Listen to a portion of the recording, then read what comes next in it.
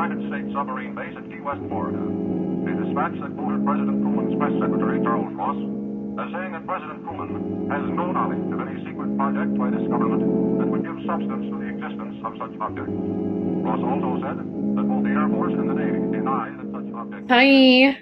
Hi. Hey, what's up? My name's Noelle, and I am the feeling of instantaneous regret when you say, fuck it, I'm getting the expensive DoorDash, you fucking bitch, and then you look at your bank account immediately after and go, oh, fuck, that was a mistake, girl. That was a mistake, girl. I think it's the only way that women can understand post-nut clarity is just post-dash clarity, because I also do that where I'm like, treat yourself, ha ha ha, we're all gonna die soon, and then I'm like yeah, and then I look at my fucking bank account and I go, you fool. I know, I'm sorry for like friendly bullying you into getting DoorDash and being like, treat yourself, but it's okay. I just like won't eat for the rest of the week, so it's fine. But who are you? Oh, I'm Chelsea. As soon as I said let's go and we did our comedic throat clearing, I needed to burp.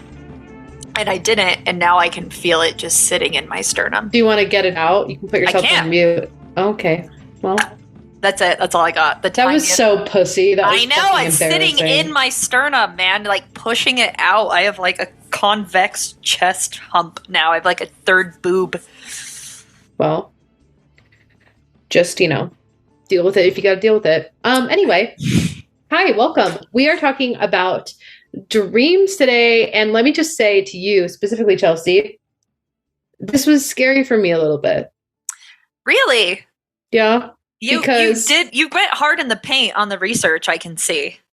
Well, that's because you'll see. So anyway, let's just all get a little scared together. If you're not scared, there's a problem with you, I feel. Yeah. So the scientific study of dreaming is called, I put it fucking phonetically and I still can't. It looks like oneurology. Oneurology is exactly it. Thank you so much. Thank you. I just read the phonetic stuff that you added, so. Yeah, it's like my brain was looking at my brain was looking at the phonetic spelling, but then my eyes were looking at the word. I was the oneurology? What the fuck? So anyway, that's that, girl. And it's a fairly new field of study in the worlds of both psychology and neuroscience. Because, as we can all probably assume, you can't really measure a dream. You can't see someone else's dream. And even when you ask someone to recount a dream, they can often be unreliable. Yeah. And unreliable in the sense that the now waking dreamer can't fully remember, comprehend, or explain the complexities or nonsensicalness of the dream. And I think that's the thing that sticks out to me the most, because I will, bless my partner, I will wake up from a crazy dream and turn to him and be like, so it was a dead president and then we were on the ceiling, and I'm like just rattling it off. And then the moment a sentence comes out of my mouth, I'm like, oh girl, that makes no fucking sense. Yeah. It's the whole we were in my house, but it wasn't my house. I was just going to say that. I'm like, you were there, but you were like a fence post. But we all knew it was you, okay? Yes. And the nonsensicalness of dreams, but they are so much understanding, but so little sense. It's got I'm doing the meatballs with my hands, and I just can't explain it. That's why I try to write mine down. And even if I go to write them down, they say you're supposed to get into the practice of it and it helps you remember them better. I'll sit up and go to write something. And I was in a school cafeteria and the soup. I'm like, that's all I got. Yeah, that's it. There's period. And, well, the thing is, Chelsea, it's estimated that we forget 95% of our dreams, especially within the first 10 minutes of having them. And you, on average, only dream for about 2 hours in the night. Which is insane, because I will have full epic dreams that feel like they last hours. Movies.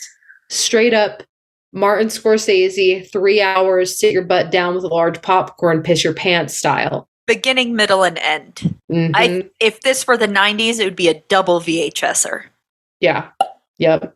And the VHS would start to get hot, and you would have to be like, wait, can we pause it for a second, you guys? It's a bit. It would take 35 minutes to rewind manually by turning the dial back on your VCR. Exactly. Rest in peace, Blockbuster. So anyway, dreams are a natural and universal phenomenon experienced during sleep, obviously. Characterized by a series of thoughts, images, emotions, and sensations that occur involuntarily in the mind. They can be vivid, abstract, or even bizarre, most of the time, I feel. And they often feel as real as waking life when you're experiencing them. And this is what fucks me up. The exact purpose and meaning of dreams is still not fully understood. But there are various theories to explain them. Yeah, because like animals dream too. Like there's a theory that dogs dream of their owners, which is precious and adorable. But I think Apollo dreams of war because he like kicks and runs and screams, and I'm like, Jesus Christ! I think he was like reincarnated a Vietnam vet or something. I try to like influence what Bear and Puffin ingest as young, formidable dogs, and I like to put on just YouTube videos of ducks swimming. Because I want them to dream of that. Yeah. But who knows? I think Puffin dreams of slitting my throat. Yeah, probably. He sure looks like it. So one of the first dream studies, in a sense, came about in 1952 from the University of Chicago. They monitored the brain activity in a sleep study and found a unique type of electrical activity that occurred during a certain stage of sleep. When participants were awoken during these activity boosts, they reported that they had been dreaming. The other occurrence of note was that during these brain activity boosts in sleep, the participants' eyes were rapidly darting all over the place under the closed eyelids. This phase of sleep was then coined as REM sleep or rapid eye movement sleep, which I'm assuming you've heard of. Yes. Mm-hmm. So this is the state where dreams occur. Most dreams occur, I should say, during REM sleep, and specifically the most vivid dreams. And during REM sleep, the brain's activity resembles that of being fully awake. The only difference researchers found was in a chemical component. Norepinephrine, which is adrenaline, aka the fight or flight hormone, serotonin, the happy hormone, and histamine, the hormone that controls immune response, were all blocked during REM sleep. And this is what causes the muscles to stop moving and why you can dream about flying, but your body doesn't move. And that's why people who have sleep disorders, where they can't reach REM sleep, move around a lot during sleep or act out their dreams or sleepwalk. Have you ever sleptwalk? Sleepwalk? I think that I did once, slept waked. Mm-hmm. I think I did once as a kid because I remember waking up and I was still living in New York. I remember waking up in that kitchen, which was fully windows, almost in the entirety, in complete darkness, sitting on the countertop with a can of breadcrumbs and my hand deep inside of it. You woke up just screaming. And remnants around my mouth. I had clearly been in my sleep putting my little tiny child hand in the thing of breadcrumbs, licking it off and putting it back, which clearly was an amazing dream and an incredible experience. But being a child waking up in the dead of night in complete pitch black, only seeing the outside shining in through all the glass was terrifying. Did you scream? Did you freak out? Did you go wake your mom up? Yeah, absolutely. I screamed loud enough that they came running down. What about you? You're just covered in breadcrumbs. I would sleepwalk a lot. I would get night terrors a little bit, but I would sleepwalk and like start doing like some of my OCD stuff, like start moving through like the patterns, and my mom would be like, go back to bed. And I would be pissed because you can't interrupt me during that stuff. I once peed in the sink. I think I just like really needed to go. And I go in the bathroom and my mom was peeing. So I was like still in sleep mode. Like, this is where I go then. And she just watched me like, what are you doing? And then I pee and I get up and I turn around and wash my hands and went back to bed. And then another one I really remember is I dreamt a bunch of logs were falling on my head. And then I snapped out of that one. And I was sitting at the kitchen table staring at my dad. And he was like, had a cigarette and he was in whitey tighties. And it was like 3 a.m. And he was Such just a watching dad YouTube. scene. And he's just looking at me and I'm looking at him. And then I threw up. Oh my God. Yeah. That took a turn I didn't expect. Yeah. I just didn't feel, I was getting like a migraine. And when I woke up and the light hit me and then the cigarette smoke, I was like, Plah! That is one of the craziest experiences of dreaming, is when real life things are influencing the dream. And we'll talk about that a little bit later, but it happens to me so much. Like I used to have alarms one of those coming in. Yeah, alarms, and it turns into like a fucking song that you're dancing to in the dream, but it's your alarm going off for 20 minutes. Or like I had this canopy above my bed that housed all of my stuffed animals and plushies as a child and probably a teen. And one of them fell off and hit my head while I was sleeping. And in the dream, I remember this like it was yesterday, bitch.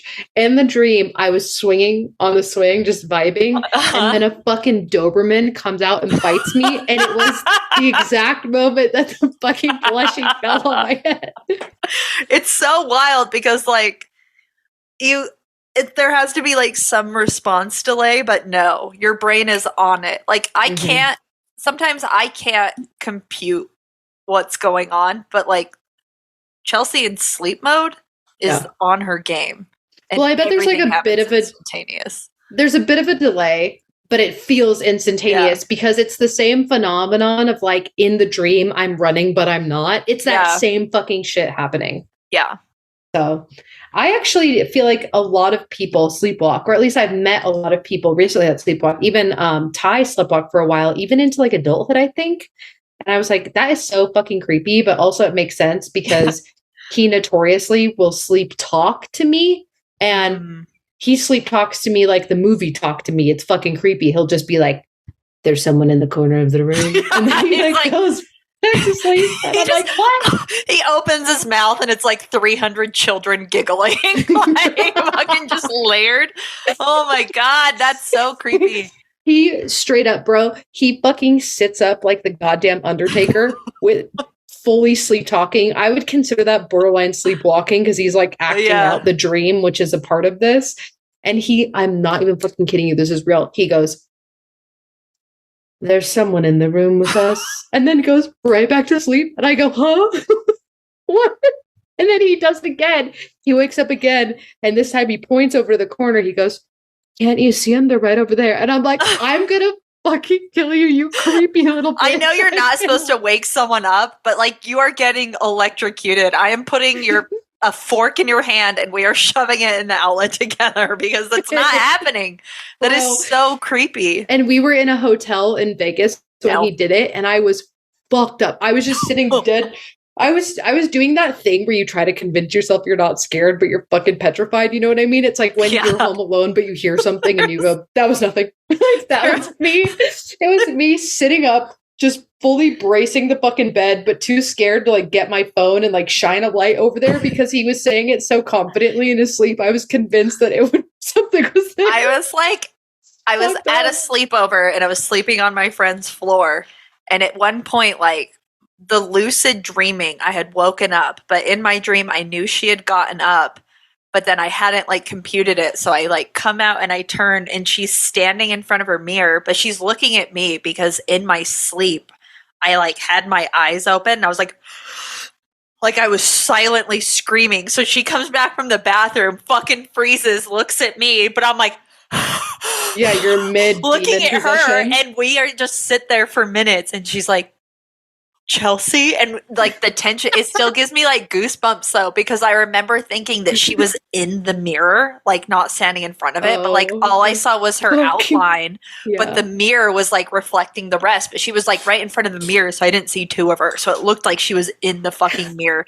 And just when they open the door to the ring and that girl's all dead on the floor and her head falls and it's the first jump scare, that was me just like like silently screaming at her. Scared the shit out of us both, but I was like, God, dude, you know, there's something creepier than a creepy adult, and that's a creepy child, girl. creepy junior high people, just like No, I used to have sleepovers, and this little girl named Elena would come sleep over, and like we would go to bed, but then she would scuttle up the stairs and sit under the dining room table and just stare at my mom. And my mom would be like, "Kiddo, can you not sleep? Do you want to call your mom?" And she would just fuck that, dude. And I wasn't allowed to invite her over anymore after like the third time. My mom was like, fucking shit, dude. That little girl creeped me out. Yeah, get the fucking demon out of here, dude. Your mom's so fucking real for that. Yeah, she's actually, that just goes to show how much of a saint she is, because first time mid the little demon child scuttling down to the table, I would be on the phone with her mom. You got to come pick up your fucking possessed ass kid. Yeah. You got to come. And I'm not even religious, and I would be calling the priest needs to come over tomorrow. There was some fucking demon shit going on. Scuttling all fours, like reverse Reagan, crab walking up the stairs. Like, I hate to say it, I would have hit that child, girl. I would have hit that child, at least with a book or something. I would have thrown at it and been like, I don't know what happened. She just stopped coming to school one day. Like, I bet she murdered her whole fucking family. She got into exorcism, and they sent her to Spain or Rome or something. Yeah, she's gone. No, I bet she murdered her whole fucking family, because that's what happened there. But anyway, so that's why that would scare the shit out of me, dude. I was terrified. I saw one in the corner. He wouldn't stop. I'm not joking. He did it like 6 times. It was fucked up. So anyway. And that's not even the first or last time he's creeped me out while he sleeps. So this disorder of not getting REM sleep is called REM-atopia, which sounds like Zootopia. And this disorder, it does, Noelle. That's a very astute, observation. Everyone should know. And this disorder can also cause you to be in a state of REM-atopia, be fully awake, but unable to move your body, as Chelsea knows from her creepy childhood experiences. Mm-hmm. This is lucid dreaming. And that's lucid dreaming? I should say the reverse is lucid dreaming. I thought you were going to say fucking sleep paralysis. No, that's sleep paralysis. And then the reverse of being inside of a dream and knowing you're dreaming is lucid dreaming. That's what I meant. Okay. So the REM-atopia can cause, I would say, creepy light, which is sleep talking, the sleep performing. I would say, like when your feet move, like when you fell in a dream and they like kick up. Yeah. Sleep talking, sleep walking. That's like light version. That's like diet. REM-atopia. But then like REM-atopia on steroids is lucid dreaming or sleep paralysis. Okay.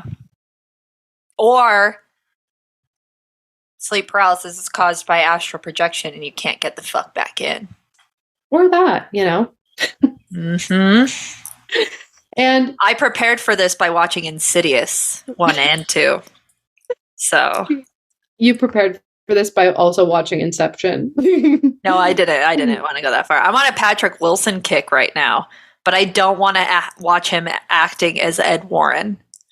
Dude, so all I got is fucking Insidious, Watchmen, and Hard Candy, which is terrible. So good, though. It's a great movie. But he's great in it, but it's also like if you're on a Patrick Wilson kick, you're going to not like him after icked out. Yeah, I know. But it's a great fucking movie. Everyone should watch it. But anyway, any fucking way.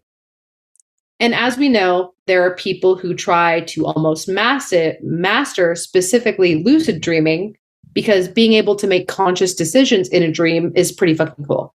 And there are like a bunch of YouTube videos that go over tips to help you lucid dream. And it's kind of like a catch-22, because lucid dreaming is the lack of good, healthy sleep. It's the lack of complete REM, which is what we need to be functioning normal members of society. Mm-hmm. But if you do achieve lucid dreaming, you could do cool things like punch John Lennon in the face. Yeah, you can live a little, man. We got to have something. We're already not sleeping well. Might as well party with it. That's the whole thing about it, is like, I'm already not sleeping. Might as well, drop kick the queen on her nuts or something. Mm-hmm. But, lucid dreaming. The REM sleep studies that were there, I should say, there were REM sleep studies that were basically water torture to mice. And this is how we know not getting REM sleep makes you irritable, harder to retain or learn info and perform basic tasks. So if you want to know a little bit more about the animal abuse, they had... I don't want to know, but I feel like you're going to tell me. You. Okay. So in basically bowls of water, they had little, not ceramic, but clay miniature pots, like for plants. Mm-hmm. And they filled the container that they set that in as high as it would go, only leaving like maybe an inch, maybe less, maybe a centimeter, probably more like a centimeter. And then the mouse was put on top of that. And so the mouse would eventually go to sleep due to exhaustion. But the moment they hit REM sleep, they would fall off and into the water. So they like never were actually able to achieve REM sleep. And then after they did this enough times, they would then put them in a puzzle or maze that they used to be able to accomplish very easily. And they were unable to perform the task, like get confused and dizzy and fall over and stuff. Yeah, I don't feel like you have to torture animals to figure that out. Yeah, I don't think you have to torture animals to figure out that like, not getting enough sleep makes you wonky. It's like one of those things where like, I'll let an infant child doctor take out my tonsils for free if I don't have to pay for it. Like, give me $500 in college and I would have let you torture me all semester. Yeah.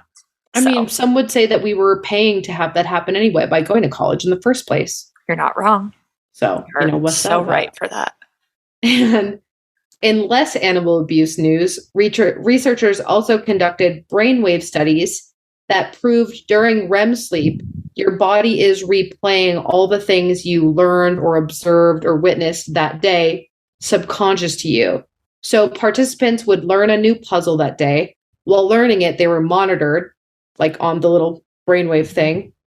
And in the process of learning this new puzzle, it created a very specific pattern of brainwaves that was very unique to that exact moment of learning that specific puzzle for the first time. That's a trick when you're studying. If you study or like read something right before you pass out and go to bed, you're more likely to recall the information later. But I didn't know that was why. That was just a lifestyle I used to do. Yeah, it's completely accurate. Because then when participants went to bed during their REM sleep cycles, the same brainwave pattern was monitored. So that same almost code, that brain code that is very unique and specific to that one situation of you learning, was replaying in your subconscious mind. And that was observed through the like electromagnetic currents witnessed on the monitors. Does that make sense?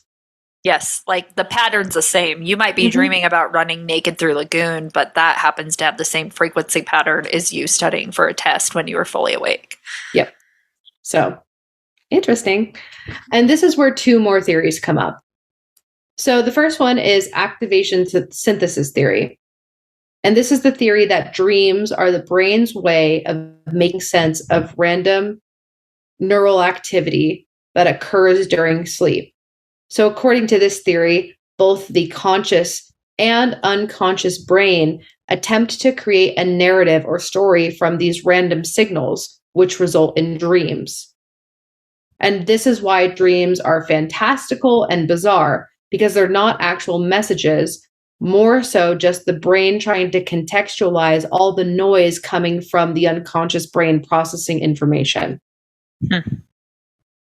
And the next one from this is the processing emotions and memories. So this is, we're getting a little bit more granular with this one. And this is that some researchers believe that dreams play a role in processing emotion and consolidating memories. Dreams may help the brain sort through and make sense of the experiences and emotions from the day and dump the quote unquote junk that could clog the brain with unuseful info. Okay.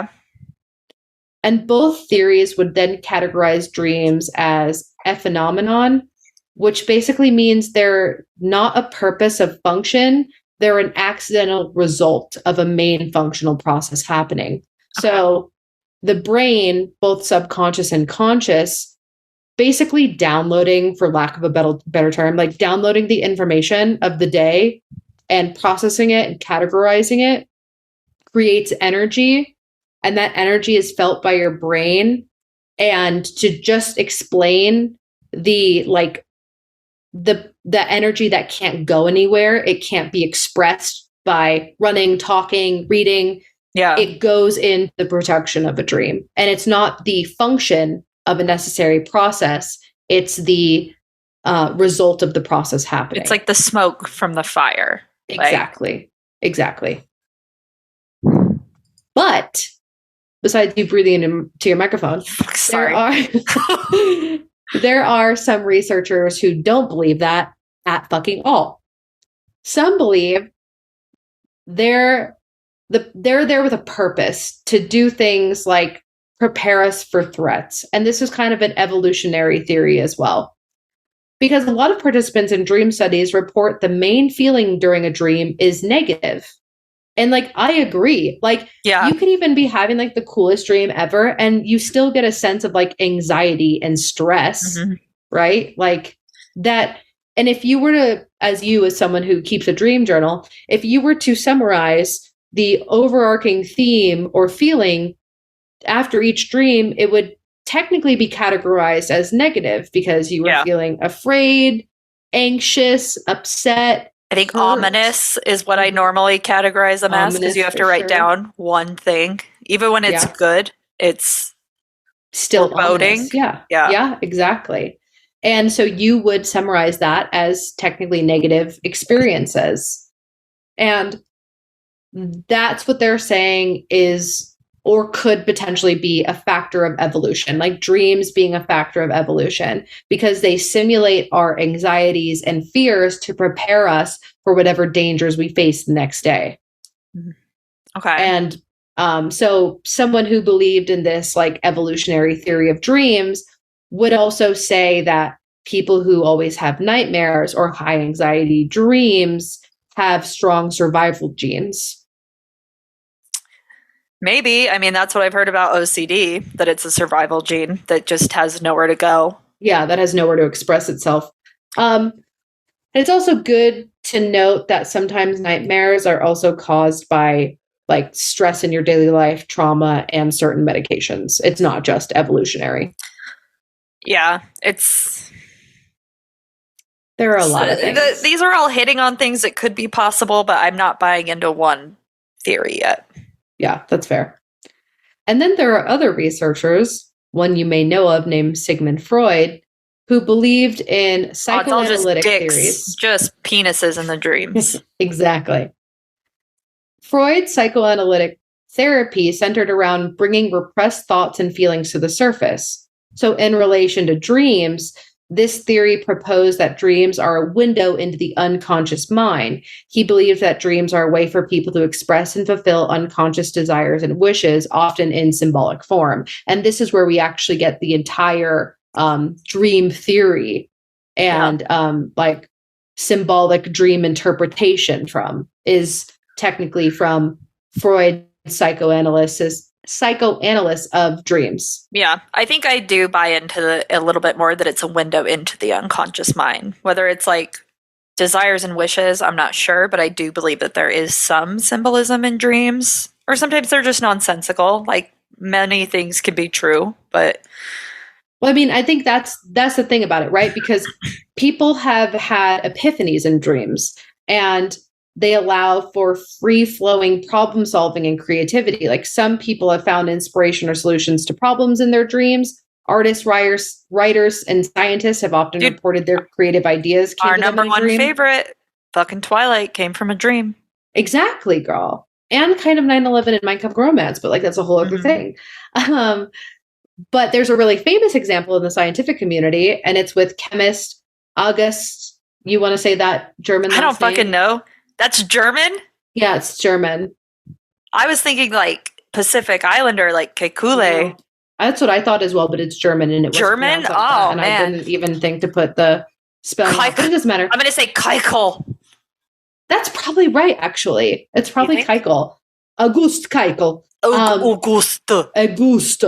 So him, and he figured out the chemical structure of benzene in a dream, because the dream was like no one knew, like this chemical structure was the first of its kind to be a split even of atoms and molecules. Like it was 6 and 6. And so the structure of how this molecule existed didn't make sense, right? Because it was even. It wasn't an odd to an even number. It was completely even on both sides. And no one could understand how it existed.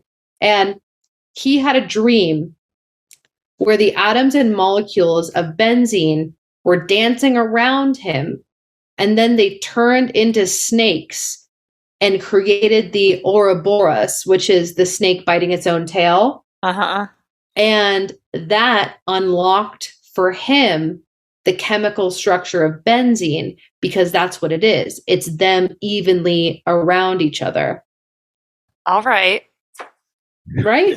So that's way less traumatizing than my dreams. So yeah, I mean, yeah, same. But it's just like that could be interpreted as an exact example of what Freud was saying. Like, through symbolism, we have unlocked these subconscious wishes and desires. Yeah, the actual connection of the brain interpreting what's going on with the right side, left side brain. I can see that for sure.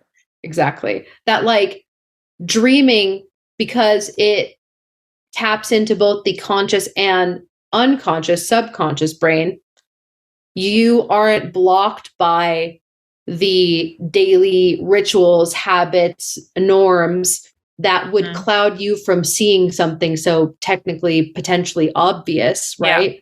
You aren't blinded by yourself in the form of a dream. The only difference is that, like, your dream can't communicate to you like you communicate to other people, so it communicates through symbolism.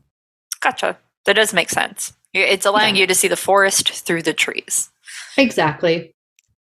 But out of all these theories, as you've mentioned, the only thing that they can all agree on is that we don't really know. Yeah. Like, what dreams are, why we have them, what their purpose is, what they mean, if anything.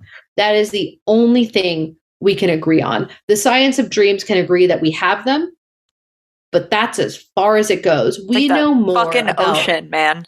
Exactly. Like, literally, we know more about, like, a nebula in fucking space than we do about the dreams that we have every night. Dreams are the oceans of the body.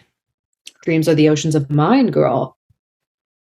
So. And just like us, they're real deep. Sometimes. Sometimes it's you choking on a hot dog for 45 minutes. True. Who knows? Jesus Christ, that nose clearing was fucked. Don't say anything. I'm trying so hard to not clear my throat and cough. I feel like I'm on mute every 5 seconds. Also, I think that was my chair. Crazy. No, girl, that was your fucking nose. Girl, you are smoking delusion in a crack pipe if you want to say that was your fucking chair. I would say we'll fix it in post, but no, leave it. They deserve to hear it. So anyway, out of all the things that we just went over, like, we can kind of understand scientifically why people sleepwalk and sleep talk, but it hasn't explained everything, like reoccurring dreams, for example.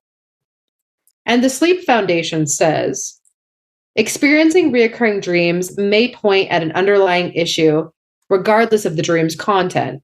Adults who experience frequent reoccurring dreams tend to have worse psychological health than those who do not.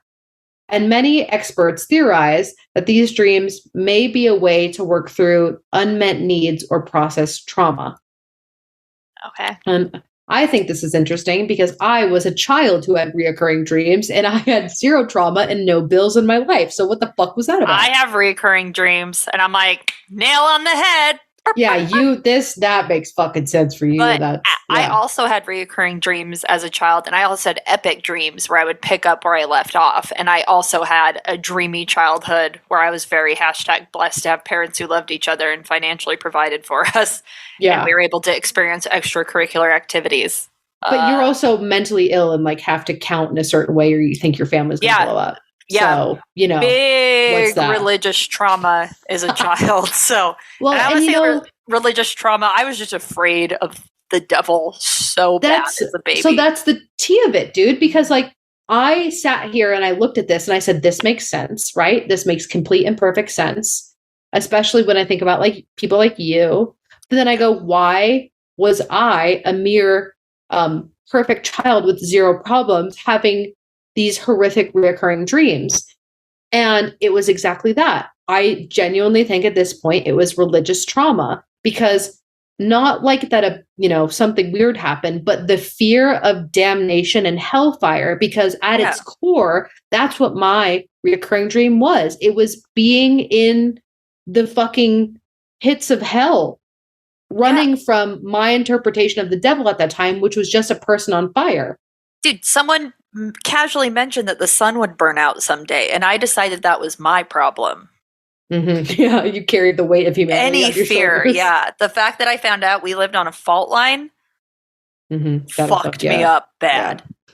Yeah, but now as an adult, you take comfort and solace in knowing that one day you'll just be snapped out of existence like Thanos.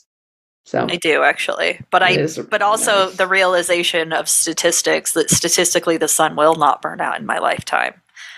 And no, but there's a statistical chance that we will be fucking evaporated by the supervolcano, and that tucks me into bed and kisses my forehead every night. It's like a butterfly kiss. Did your mom ever give you butterfly kisses when you were little? Because the theater of it was so fun. It's like a butterfly kiss to sleep. It is like a butterfly kiss. I'm like, I have a nightmare, and then I think about like being vaporized by the supervolcano in Yellowstone, and I'm like, yeah, not to be too grim, but I think it would feel like my mom was hugging me one last time, and then I would be burned to death and obliterated. Yeah. That's how much I embrace the supervolcano fucking evaporating me. That is the tea, girl. I'm out here like with arms wide open. That's what I'm doing. You know what Same. I mean? Some people, that terrifies them. It is a sweet nothing whispered into my ear with a gentle fucking kiss. You want to know? It terrifies them because they have a savings account. And I don't want people like that to live. I don't want them to be better than me. That is the tea, girl. Yeah, they're not living paycheck to paycheck, so they don't even know what fear of death looks like. It's like I have beef with successful people who are younger than me. And I want them to fear the volcano. I want them to wake up every day with diarrhea from anxiety. And I never want them to know peace. I want that to be such a generational impact where they say trauma can imprint in your DNA. I want that. I want that for their kids. And I want that for their kids' kids. How dare you procreate when you fucking fear as much as you do? You know? And that's what they'll write in the history books. I hope so. At the very least, it exists here. It exists right now in this moment. It's real to me, damn it! Yeah, it's real because it happened here, and it makes it so much more important. So anyway, the dream researcher, Daira Barrett. I don't know what that name is. It's Deirdre. I will be so Deirdre? I have never seen that fucking name before in my life. I think it's Gaelic. Yeah, it is. Or like Gaelic. Ugh. I have never seen that fucking word in my life. My brain just malfunctioned. It was like, what the fuck is Deer Day? I want you to keep saying Deer Day, though. I'm going to. Deer Day. A lecturer of psychology in the Department of Psychiatry at Harvard Medical School. Okay, flex. Deirdre, you fucking bitch. Man, we are only a quarter of the way done. Shut up, girl. So, reoccurring dreams are likelier to be about very profound life experiences or just very character logic issues that are kind of guaranteed to reoccur in waking life because they're part of you rather than a one-time event. Okay, so being scared of the devil is definitely part of the fabric of my existence. Exactly. So it's definitely that. Another dream event we don't really understand are shared dreams. Yeah, finger guns in the air. Yep, I know this one. Dreams.co.uk says, quote, they're most common between people who are emotionally close, such as couples, siblings, parent-child, or best friends. It's also said that twins may especially be prone to shared dreams. If you and a friend share a dream, it's indicative of an emotional closeness. You two literally operate on the same wavelength and are essentially haunting one another's subconscious. You're connected through more than just shared experiences and similar coping mechanisms. Yeah, so something that Jessica and Becca would do, for those of you who don't know, my older sisters are twins. they would have dreams and they would respond to what was happening in their dreams, but outside of like in an actual, like, I don't know, there was audio stimulus that they would both be hearing. So like Becca would be woken up and be like, Jessica, shut up. And Jessica would be like, you shut up. You're the one chanting. Because Becca would hear like chanting in her dream and then Jessica would respond. And that happened multiple times. But yeah, they would also see the same things in their dreams, and then they would discuss it later and the same thing would happen. And I remember it happening a lot when I was little too, where my sisters would come upstairs like upset and it would wake me up and they'd be like, we dreamt this, and they would both be like talking and it would be the same thing, like them trying to cope through their nightmares that they were sharing together. I mean, I'm not trying to be Joseph Mengele about it, but the study of twins is insane because I think that like it's super fascinating because even this says like that twins are more likely and it's more common within them and more frequent to have shared dreams.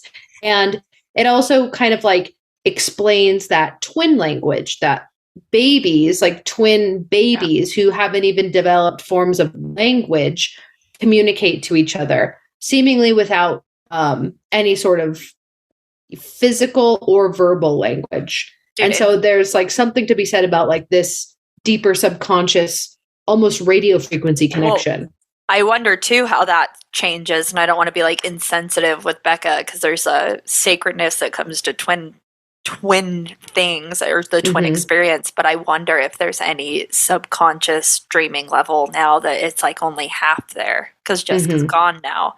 Yeah. So I wonder like what part of her subconscious is maybe changed by not having that other person there to fill the void. Yeah. I wonder if it's like, if it does almost have something to do with like the radio frequency type of like that type of vibrational level. And it's almost like sending a signal out on a walkie-talkie and not hearing anything but static back. It's like hearing an echo, but you didn't fucking cause it. You know what I mean? You're like, half of the equation is missing here. I wonder. Yeah. Yeah, it would be probably creepy and scary to know. So, she listens to the episode, so Becca, I know. Hit me up. No, but don't if it's too sad to talk about. Yeah, don't re-traumatize yourself. Yeah. But maybe tell us if it doesn't bother you. So, let's touch back to lucid dreaming, because science has said it's an issue with achieving REM sleep, right? Which makes sense, but science has also had some new discoveries as well. There was an NPR article and podcast that goes over it, and that's where I'm going to be pulling this information from and quoting directly. Scientists talk to people in their dreams, and they answered, is the crux of the conversation. In separate experiments, scientists in the United States, France, Germany, and the Netherlands asked people simple questions while they slept. Sleepers would respond by moving their eyes or twitching their faces in certain ways to indicate their answers. And, Chelsea, if you want to read this exact quote from NPR, as I go get my DoorDash. So, lucid dreaming is not common. So to study it, researchers recruited people who had experience with it and also trained people to try to make lucid dreaming more likely. Before the participants went to sleep, they were also trained on how to communicate their answers. Special sensors measured people's eye movements, and then experts would judge their facial movements. For example, a typical question would be to ask, like, what is 8 minus 6? A 19-year-old American man was able to respond by moving his eyes left, right, 2 times to signal 2. Researchers asked the question again, and he moved his eyes the same way 2 times again. Out of the 158 trials among 36 participants, about 18% of the time they were able to give correct answers. In another 18%, it wasn't necessarily clear whether participants were responding or not, and they were wrong 3% of the time. Most often, 61% of the participants didn't respond at all. For the people dreaming, they didn't always interpret the questions they were hearing as simple questions from researchers. Sometimes stimuli were perceived as coming from the outside of the dream, but in other times, the stimuli emanated from elements of the dream, contextualized in a way that made sense in relation to ongoing dream content. One participant said that they heard the questions transposed over their dream as though it were God talking to them. Which is, I think, like the same vein where you have real life experiences incorporating into your dream. Whereas like you hear the alarm going off on your phone in real life, and in your dream, you're at a rave. Yeah, I'm definitely going to try this on Oliver and do some godlike suggestions on like, buy me that pink bus I want. Exactly. Let's all try it. If you sleep next to another human, set a vibrational alarm so the sound doesn't go off for, if you go to bed at 11, I would set it for around 3 a.m. and then just silently whisper your wishes and wants into their ears. It's easy for me because Oliver goes to bed at like, 7 p.m. So I can just be still actively awake. I don't even have to set an alarm. I just have to watch the clock casually. And that's only to say if like your partner doesn't have sleep disorders where they never actually hit REM sleep. So they're not actually dreaming and they can very clearly hear you being a weirdo. You know, my really mean grandma said she's never dreamt. Maybe that's because she's mean. I think it is. So she doesn't deserve it. That's probably what it is. People who lucid dream have also reported odd circumstances or situations happening when they actively and consciously, as Chelsea breathes in the microphone again. Fuck, dude, I don't know what to do. Exhale. I can't wait for you to hear this back because you sounded like a fucking elephant blowing water out of its trunk. That's how you sound like. I believe you. Here's the thing, Noelle. I believe you and I don't know how to fucking stop. This is my waking nightmare. Yeah, this is my waking nightmare and my sleepy time nightmare. I am lucid dreaming all the time. Yeah. But it's just consistently being a fucking exhaust with no muffler. I am loud and I don't know how to not exhale gas without making it a neighborhood problem. You're just such a mouth breather. It's a part of your DNA and that just is what it is. Jeez. You know. Did I tell you I got heckled when I went and played? What?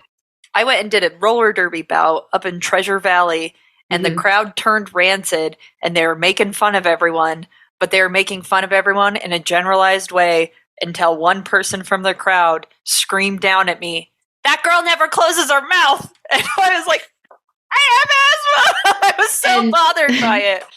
The reason why you were so bothered by it, and it still bothers you, is because, like all great insults, it's the truth. You're absolutely right. You know, and that's when it haunts you. It was true. So, you know.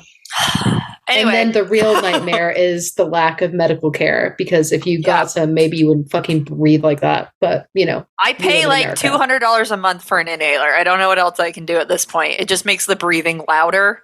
Mm-hmm. Maybe it just makes it so you don't asphyxiate in your sleep. But it's still a problem. Anyway. So, lucid dreaming. There are some rules if you want to do it. Basically, you just give it the old college try, see if you can fly. There's a couple of ways to know if you're in a lucid dream or not. It's like try to read something. If the letters don't make sense, that's usually how you know. That's like a good check for it. But there's a few things that you want to avoid doing because they have consequences. Now, those consequences could be supernatural. I really like to buy into that just for the love of the game, or the consequences could be psychological. Both can be true. So one is don't try to wake up, because trying to escape or wake up causes panic. It elicits a panic response, which could lead to you being trapped in some aspect within the nightmare.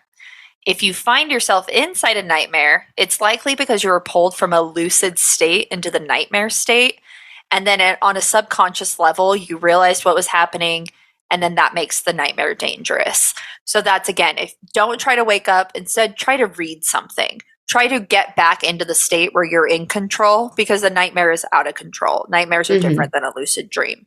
Don't look in mirrors, because if you encounter a mirror in a dream, you should not look at it, because they have different rules. This is a little bit more of this kind of horror aspect of lucid dreaming that people can't quite put their finger on. But mirrors oftentimes serve as like a gateway. So when you think about mirrors in a lucid dream, it's kind of like in Legend where the devil walks through the mirror. It's essentially it's a doorway to invite things in, and you can invite things in by looking at them. It's a very Victorian type thing, but just don't look at mirrors. Don't try to look at your reflection. Don't do nothing because you'll get got. That's essentially like you always need to have actions happening in a dream. And that action can just be like stirring your coffee. But the one that really scared me the most that I didn't write down is don't acknowledge the dream to others in your dream, or don't ask what's going on. And that's because they are serving a very distinct purpose, and you can't alert them to the fact that you are now aware of them and what's going on. And I suggest everyone go and look at like the lucid dreaming on TikTok, because there are people who have actively notified others of what's happening in their dreams, and it switches directly. It pulls you from the lucid state into a nightmare state. And one girl, it's actually caused like ongoing repercussions with her, where now she's like afraid of the dark. She's not functioning properly in her daily life because she was running with somebody in a school. She was like in a nightmare scenario kind of and she realized it was a dream. She looked at the person and said, "We don't have to worry, we're in a dream." And the way that she said that person's face like changed, it was almost like she was seeing like the real aspect, like their true selves. And it wasn't human. It was more of a demonic aspect. And then it switched to a she knows getter. And that's like kind of a universal constant. So don't interact with the people in your dreams by notifying they're in a dream state, because it's almost like you're cueing in on the man watching you, and you're putting yourself on the radar to shit we don't understand. Yeah. And what's also interesting about the rules of lucid dreaming is that they're also kind of like the rules of taking acid. If I obviously have never done that, but if someone maybe did, because you don't want to look in mirrors, because you'll freak yourself the fuck out. Honestly, don't even look at your hands, because it gets fucking scary. And if you do nothing, you'll panic. And if you try to not be high, which I would consider like try to wake up, you'll just freak the fuck out and go down like a deep, dark, scary hole. It's interesting. Yeah. I didn't know that there was that connection. I too have never done acid, but I've read about it on a Reddit thread. Yeah. It's always the idea that actions will have consequences no matter how small, and you can't just do nothing, because I think in the sense of like any psychedelic drugs is it taps into something that our lizard brains are aware of. Call it magic, call it ghosts, call it supernatural, call it religion. But there's shit that you can't fuck with. And I think on an inherent level, you can understand it on acid because it mimics the dreams the most.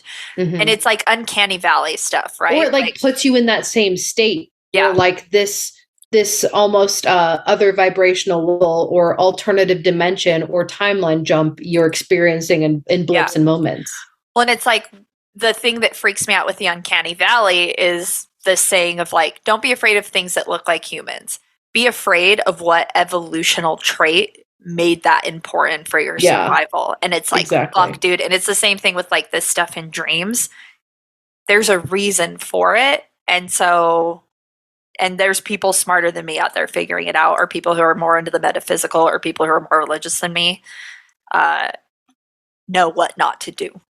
And it can open up a doorway, be it psychological trauma or like real world, like demonic possession is also a way I've heard of it being talked about, but it can be dangerous to you, to your like psychological health. Yeah, I've definitely heard the like don't acknowledge that you're in a dream thing. So, and speaking of your dreams, we're going to be talking about your dreams, as in you, the people listening right now. So the first one so many submissions, first of all. I know, so I just want to say thank you so much. Everyone. I hope we didn't miss anybody. But if we did, message us. Yeah. We'll put it. I think I had one that I added. Let me make sure it's in there. But go ahead. I'll let you start. Cool. So this first one is submitted anonymously. I have variations on 2 reoccurring dreams that are pretty unsettling. The first one or more teeth either fall out, break, or shift around loose in my mouth.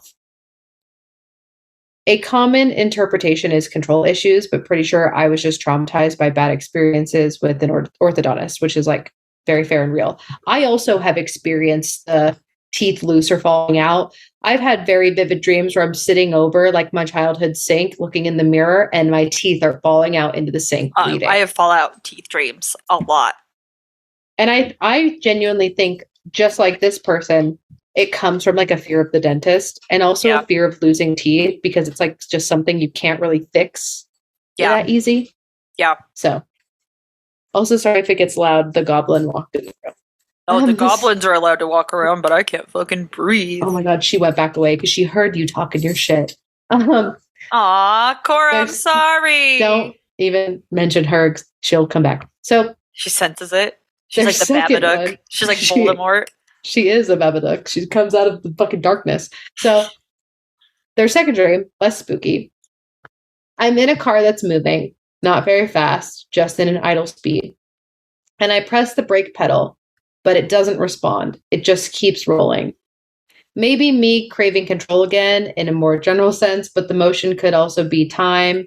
It had something to do with death and mortality. So this person did try to do their own dream interpretation. And yes, to all of the things you said. And the funny thing is that, like you mentioned, this dream breakdown of the teeth falling out and the car not responding to brakes and going out of control have similar themes. So the main one being anxiety and stress.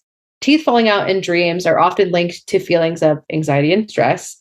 These dreams can occur during times of transition, change, or when a person is feeling overwhelmed by life events. Teeth are associated with attractiveness and confidence. Losing teeth in a dream might symbolize feelings of insecurity about your appearance or social standing. It could also reflect concerns about how others perceive you. Teeth falling out of dreams may symbolize a feeling of loss of control, in a particular situation, which this person mentioned. The sensation of teeth falling out can be unsettling, mirroring the sense of losing control in waking life. Losing teeth is also associated with aging, and for some individuals, these dreams might reflect a fear of getting older and losing their youthful attributes. Teeth are essential for communication. Dreams about losing teeth might indicate fear or concerns about not being able to express oneself efficiently.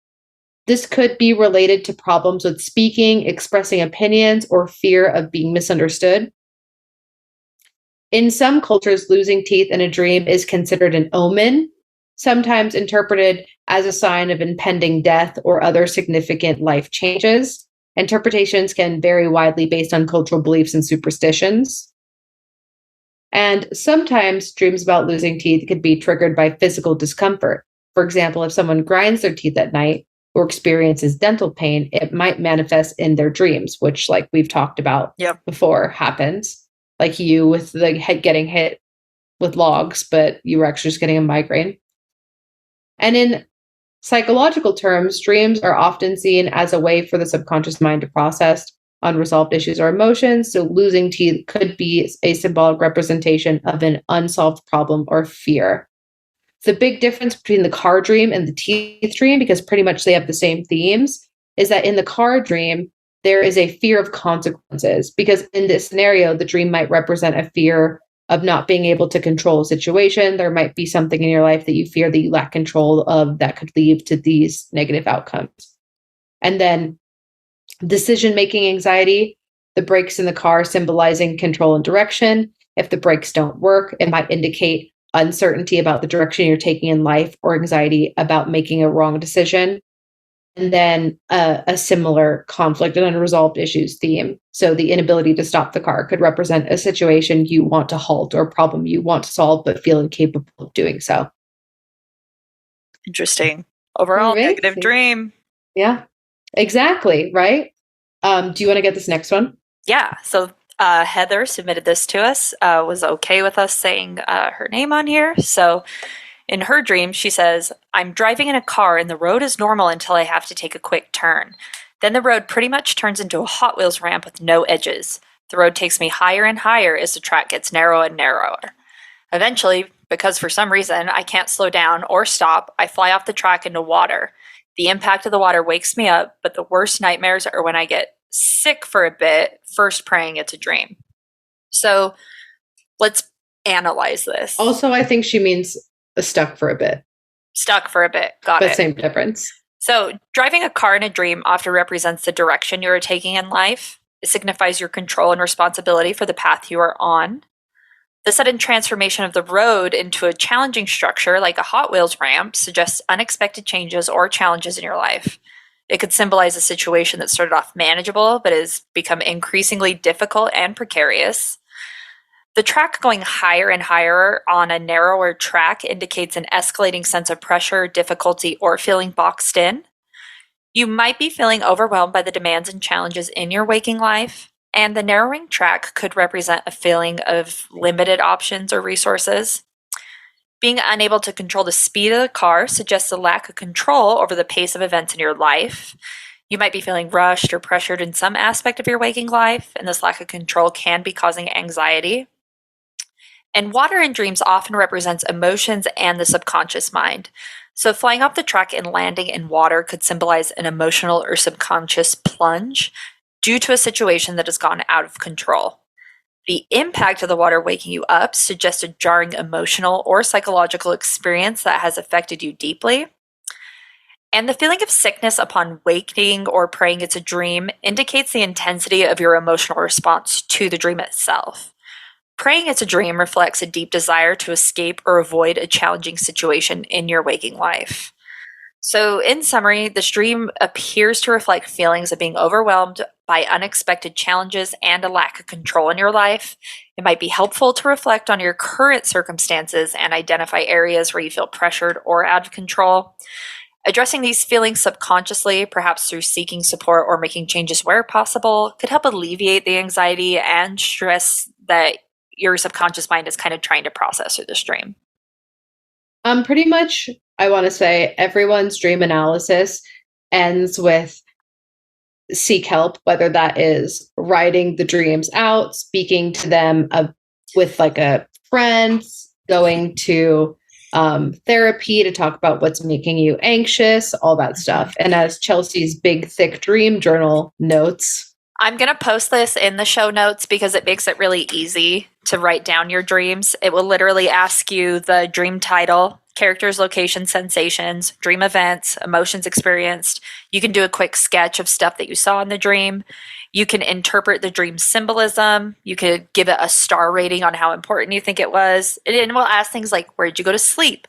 What was your mood before you went to bed? And then what was the primary theme of the dream? It makes it super easy. It's all laid out. You essentially just fill in the blanks. So I'll link it in the show notes because it's just fascinating. Like if that's the help that you get, this is the help I choose to get because I don't go to therapy anymore when I probably should. Yeah, but for anyone else, I will, post it in the show notes. Yeah, I think everyone should keep a dream journal. I think it's really cool. It's fun. I think like the common thing is noticing and recognizing patterns. I think like that will be super important to like figuring out if your dreams are trying to tell you something subconsciously, or if you're just, you had too much cheese and chocolate before bed and you're, having dreams about your dog talking to you. So next one, Noah Eli. My scariest dream ever. When I was a kid, I used to have this freaky reoccurring dream that would totally freak me out. It was like Pennywise the clown from It was just running alongside while I was riding shotgun in my sister's car. We'd pull into our neighborhood and the garage door would be wide open. And there he'd be, standing all creepy like. My sister finally noticed my panic and hit the gas, ramming him into the garage wall. Also, cool, because when does that ever happen in dreams? Yeah, right? We went inside, acted like everything was normal, and sat down for dinner with the family. But I couldn't shake it off. I had to check if he was still out there, and he was gone. Then, out of nowhere, I felt a hand clamp over my mouth, and he started dragging me down to the basement. I tried to scream for my dad to get his gun, but no sound came out. Typical dream, typical. No, it's like when you try to punch, and you're like punching in slow motion. Mm-hmm. Oh, look at that. It was like slow motion. No, I didn't even read ahead. As he pulled me down the stairs, right into my little play area under the stairs. Just as he was about to take a bite out of me, poof, the dream was over. Now, here's the creepy part. Once I hit 20, I kept seeing the number 27 all over the place. And guess what? Pennywise comes back every 27 years. So I've still got 4 years of peace, but who's counting, right? I'm counting for you, actually, because that's fucking terrifying. Ooh, I looked up what does 27 mean in numerology, which, why not? 27 is considered a powerful number that represents spirituality, intuition, and inner wisdom. It is a combination of the energies of the number 2 and 7, and it is believed to possess the characteristics of both. So trust your intuition, maybe look into spirituality, whatever that means for you. Inner wisdom. Inner wisdom, my guy. So, Pennywise from It, menacing clown, representing fear and terror. In your dream, he could symbolize a fear or threat in your waking life, something that terrifies you and seems to lurk in the background. The presence of your sister in the family setting might indicate a sense of security and familiarity. However, even in the safety of your family, the fear, represented by Pennywise, seems to persist, suggesting that this fear might be deeply ingrained and not easily shaken off. The locations of like the garage and basement often symbolize hidden or repressed aspects of the self. The fact that Pennywise appears both in the garage and drags you to the basement could suggest that this fear is rooted in something from your past or subconscious mind. It might be an unresolved issue or traumatic experience that still haunts you. Your inability to scream for help could indicate a feeling of powerlessness or a fear of not being able to communicate your fears efficiently. It might reflect a real life situation where you feel voiceless or unheard. And the reoccurrence of the number 27 in your waking life could be a manifestation of your subconscious mind connecting the dream to the concept of Pennywise returning every 27 years. So this is more of like, you probably heard it once when you were little, watching the movie, and it stuck with you. This could create a sense of anticipation or even anxiety, as if you're counting down to a future encounter with your fear. So crazy. Do you want to do this next one? Yeah. I was looking up what 27's angel number meant. Great. You're triggering the OCD right now, Eli. Noah, Eli. Yeah, sorry, I didn't mean to call you by your military name. All right. This next one is from Alex Ward, who is a friend of mine, big fan. So I have a few recurring dreams from my childhood, but I got to tell you about one creepy and confusing recurring dream of a demon Rumpelstiltskin. I don't know if Rumpelstiltskin to be a demon. I thought he was a little guy. He's just a little guy. I thought he was just a little guy with like but the demon in her dream was represented as Rumpelstiltskin. Okay, that's tea. Okay, go on. I had it frequently when I was a little kid, and as I got older, I would have it a couple of times a year. Now it happens about once every year or so. So weird. He chases me around my house trying to tag me with one of those neck contraptions from the Wild Wild West movie. He doesn't give up. That's scary. A big metal collar that just slices you in half. Yeah. He doesn't give up, and no one in my family will help me. My mom just lays there sleeping, refusing to get up. My brother won't get off the computer. When he catches up to me, I grab a baseball bat and beat the shit out of him with it. Last night, I had a dream that Julia Roberts was trapped in a big room in her house with a bear. I thought that we were doing the same dream. I think this is a different dream. Fucking got me. So we said no one would let her out. Fucking Julia Roberts. Then I remember that the news broke in great detail that the bear tore her up. Oh my god. Anyway, I had another recurring dream throughout my life about demon Cupid babies chasing me around and stabbing me in the back. But Rumpelstiltskin demon is the main one. Yeah. Okay. So we kind of have like 3 dreams here. Yeah, Let me give you spaces so you understand. Yeah. Let me okay, so let's interpret this for you. So being chased in a dream can indicate avoidance of an issue in your waking life. Rumpelstiltskin chasing you might symbolize a fear problem you've been trying to escape from, possibly from childhood. Your family's indifference in the dream could represent a feeling of isolation or lack of support in a real-life situation. It might signify a fear of not being understood or helped when you need it the most. But in your dream, you defend yourself with a baseball bat, taking control and indicating a desire for control and empowerment. This could suggest a subconscious urge to confront your fears or challenges head on.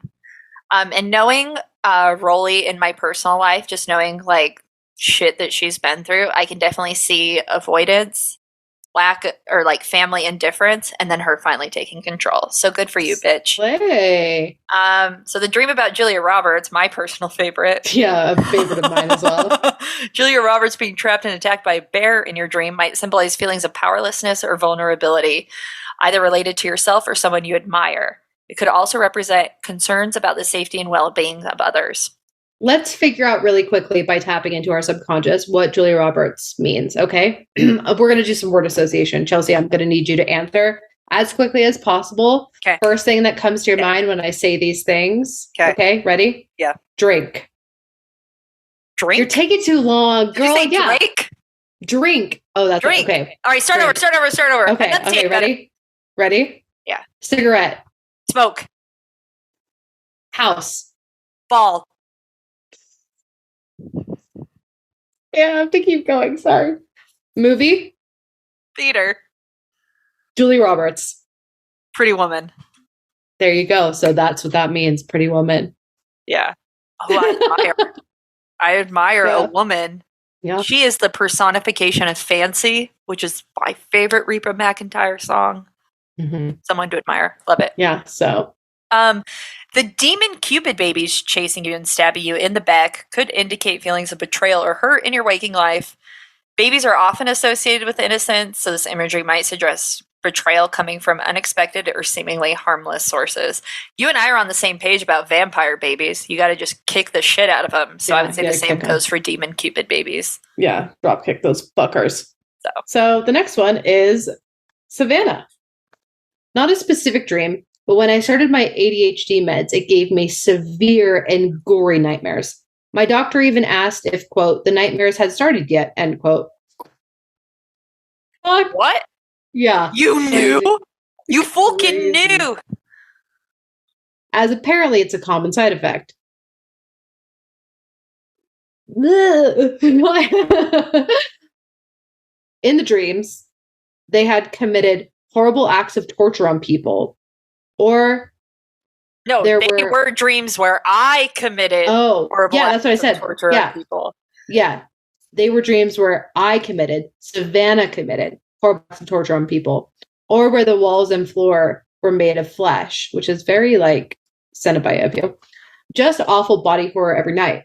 I don't get scared easily and love horror, but these are the kinds of dreams that make me afraid to sleep. The worst part is I have a sleep disorder that can make me fall into REM really fast. Oh my God, that's fucking terrifying, actually. Yeah. Meaning I'll wake up from a nightmare and be unable to fight off falling back into it. I've had that happen before, and it is literally the worst. When you are having a nightmare, you wake up from it because like it's causing you to have like, you know, you just wake up and then you immediately fall back asleep right back into it. It is horrific. Mm-hmm. So I am so sorry to you, Savannah. Once or twice, they were so bad, I got up and threw up, smiley face. Oh my God.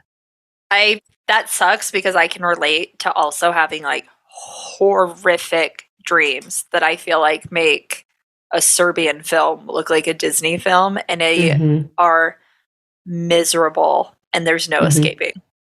Yeah, it's fucking brutal. So obviously, as you pointed out, the introduction of ADHD medication for sure, Chelsea, don't breathe the mic, for sure triggered these severe and gory nightmares. The content of your nightmares involving acts of torture and body horror could be influenced by a variety of factors, including your subconscious mind processing fears, anxiety, or even just the unfortunate side effects of the medication itself. So that would be more of like the medication itself is triggering a release of that adrenaline hormone. And so rather than ever having a dream where you are sniffing daisies and eating candy, it's always the worst possible thing that your mind can make up based off of things you've seen, read, or heard. Yeah, that would trigger that fight or flight mode, and then your brain subconsciously just amplifies it. Exactly. That sucks, man. Yeah, it super sucks. Do you want to read this one or do you want me to? You can. Special guy. This is from Ty. Kind of a friend of the podcast, I guess. When I was younger, my mom and her sisters used to drop us kids off at my grandma's house. My grandma's basement used to terrify us for a number of reasons. It was dark and mostly unfinished, and this is also the first place I did a Ouija board when I was probably like 12 with my cousins, lol. Yeah, welcoming the deranged shit. Anyway, I had a recurring dream where I'd walk into my grandma's front door, because from there you can see down the stairs, and I would see a pair of red eyes at the bottom of the stairs. I immediately would get scared stiff and felt paralyzed. The eyes had a deep voice that would keep saying, "Come here. Come down the stairs." That's probably exactly what it sounded like. Yeah, that's as deep as I go. It scared the shit out of me, especially after happening multiple times.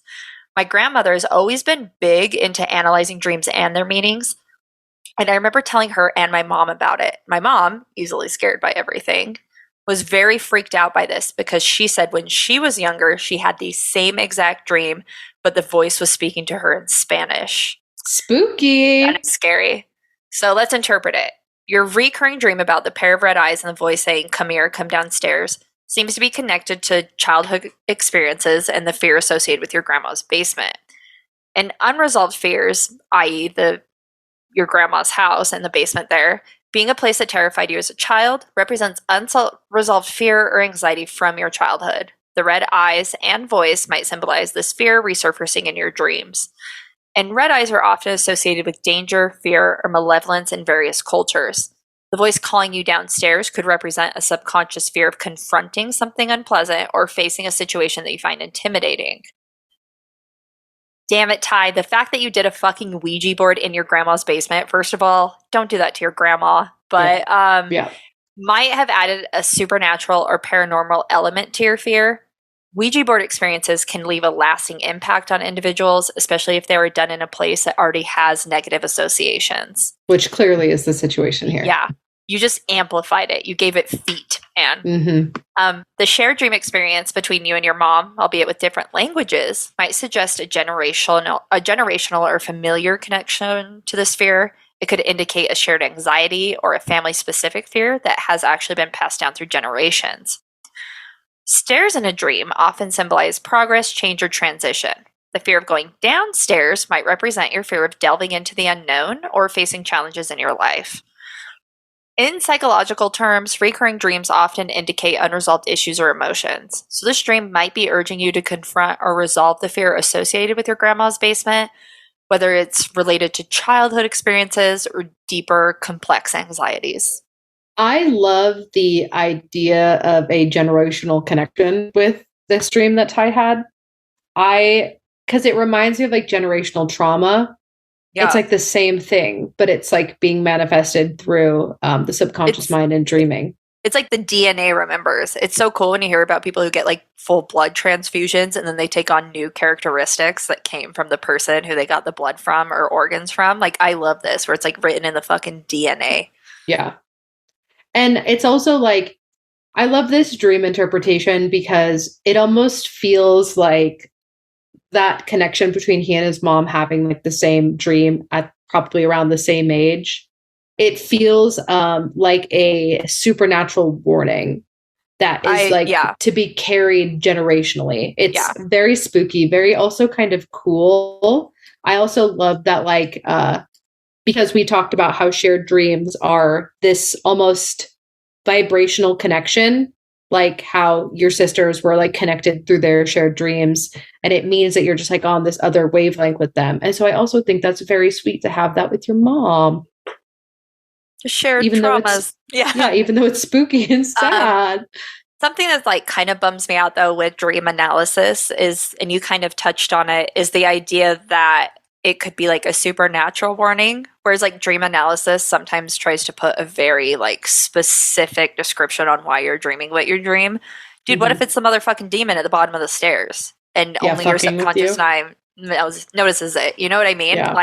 Some of this stuff, it's like, oh, you have a fear of losing control, but then other parts of it is like, what if you died in a car crash in your past life and you're fucking remembering it, bro? Yeah. Like, I love that. Well, I mean, like, too.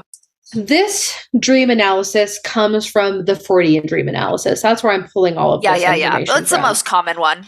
Yeah. And I feel like it's the most generalized for the mass populations, but there's definitely another portion of dream interpretation that comes from a supernatural influence and perspective, which I did not do here because I didn't want people to feel left out if they didn't believe in it. And it's also hard to access that because I tried to find things like we experienced it with like Appalachian, right? It's not necessarily something that's like totally written down yet. And it's a little bit more culturally shared and not necessarily written down. All of the stuff I've learned about like past life things has been verbally said. I also think that like the supernatural interpretation of dreams reminds me of tarot card interpretations.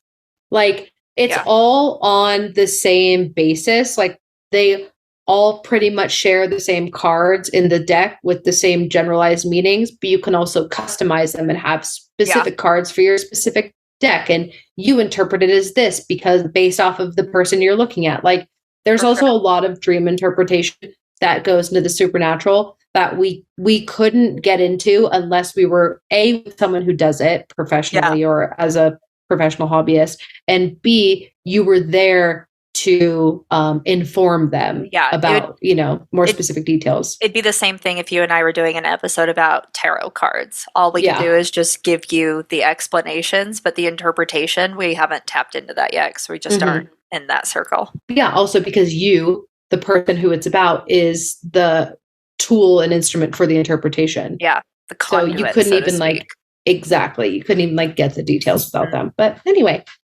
here's Cameron Love. I've got this recurring dream that comes up once every 3 to 4 years, then goes dormant. It started when I was in my teens, and I'm in my 30s now. It's a sleep paralysis thing. Oh, nightmare, really. Where I wake up, quote unquote, wake up, laying in my bed but can't move. I'm laying on my back, arms at my side, staring at the ceiling. Some unknown force moves my head to look left, where a faceless little girl is just standing there. I don't fucking like that. Yeah, I fucking hate that. As soon as I realize I can't move, I try screaming. And of course, as we know, nothing comes out. After 10 to 20 seconds, continuously trying to move and scream, I actually wake up. One thing I think is particularly fucked up is that I move around a lot for work. And the setting is always the current bed I'm sleeping in when I'm dreaming. I haven't had this dream for a few years, so I know it's about to come up again. Oh, that's an ominous way to end it. You got a succubus, bro.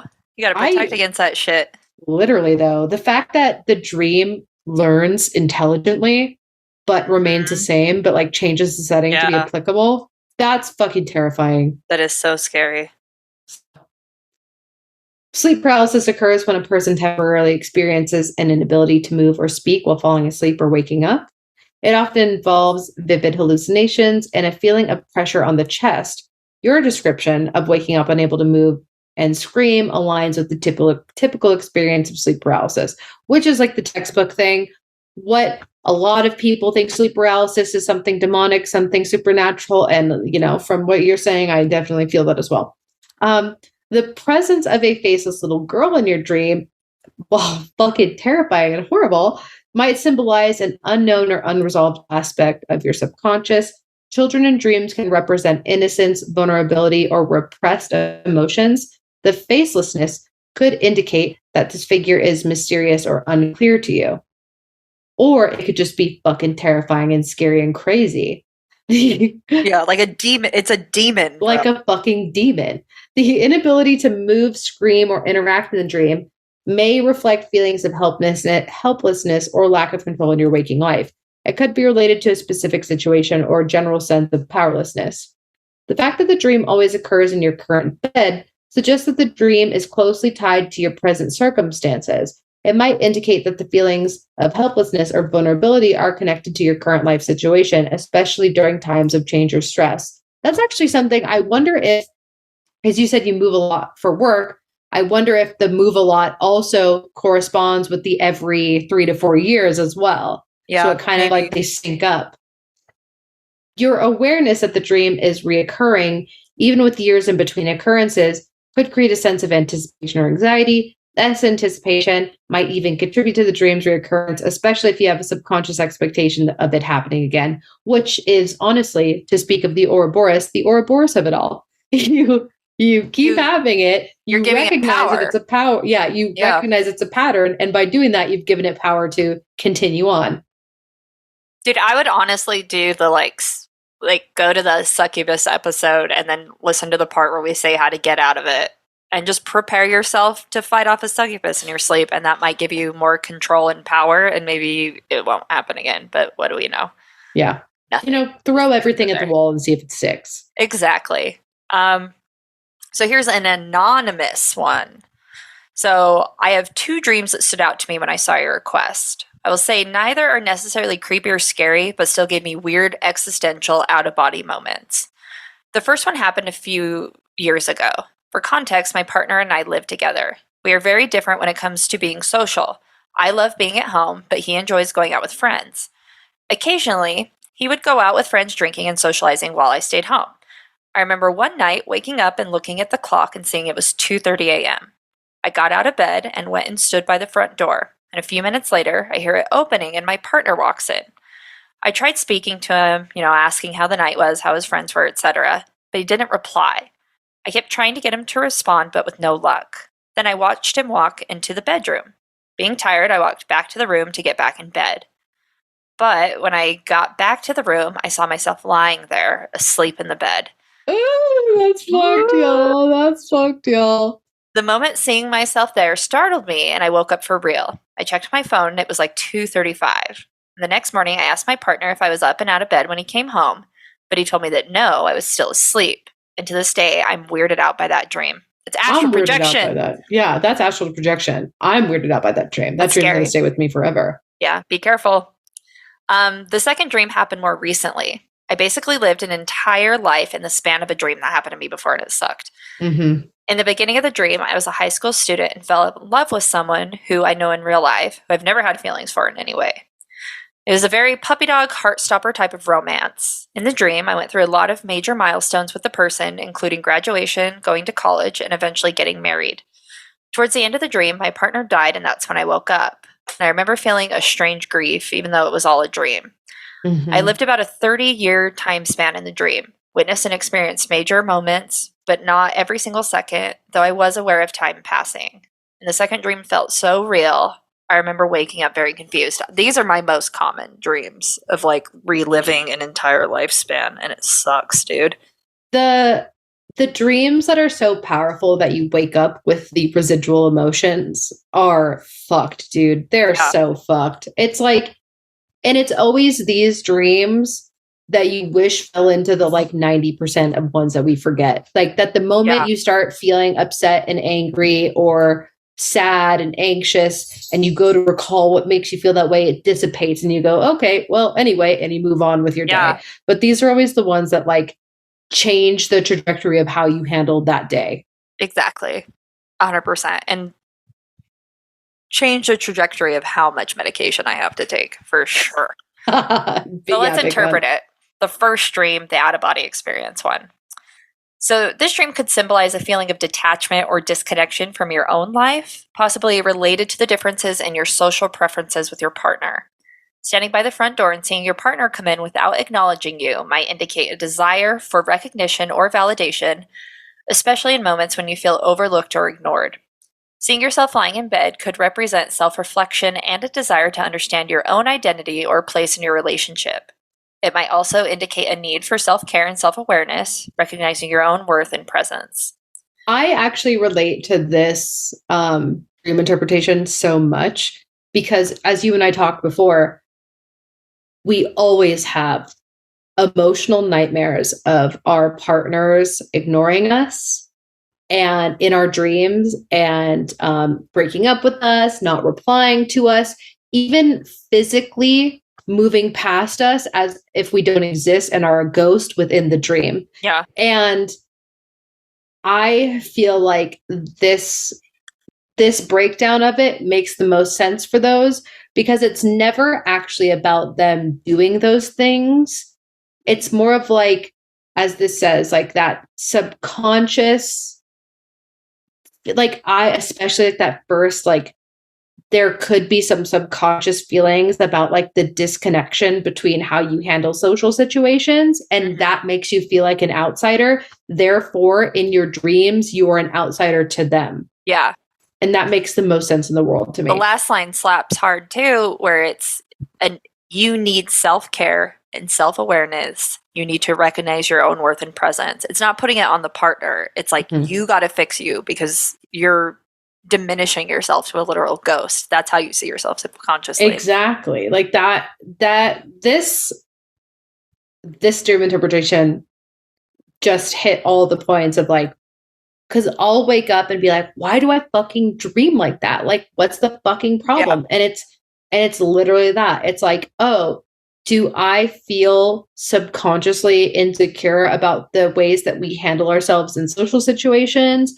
And you know, even with you saying how like, am I the boring friend? You know what I mean? Like it could even be that fucks me up bad. Or like with the making yourself a ghost in your own relationship, it has nothing to do with that. It's that they're a symbol for you putting yourself second and making yourself haunt the life you live. Yeah. Fuck. Crazy. I know. This next one might get me. The second dream, living a lifetime in a dream. These are my most common horror dreams. So experiencing an entire lifetime in a dream is emotional. Dreams like this often leave a lingering sense of nostalgia or grief upon waking.